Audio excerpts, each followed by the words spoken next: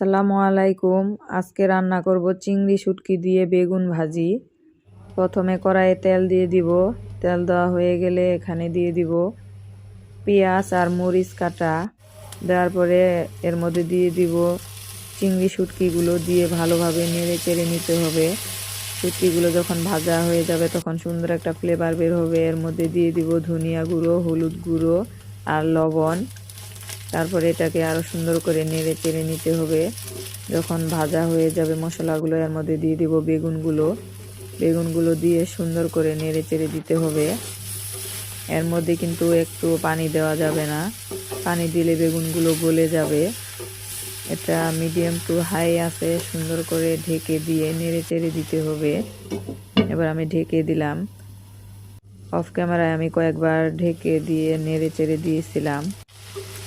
আমার ভাজিটা রেডি। এরকম হয়ে আসলে আপনারা নামিয়ে নেবেন।